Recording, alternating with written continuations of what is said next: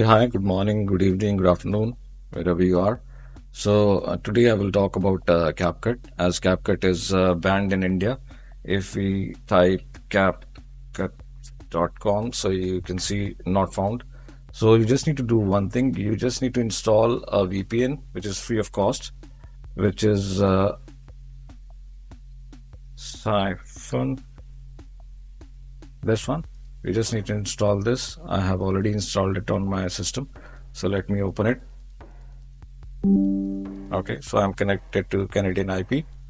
It's completely free. This VPN is free of cost. And if now I will go to this site, capcut.com, boom, it opens up. You can install it, download it, and you can download all its apps and everything. And you can use CapCut without any problem. And you can see I already have CapCut on my system.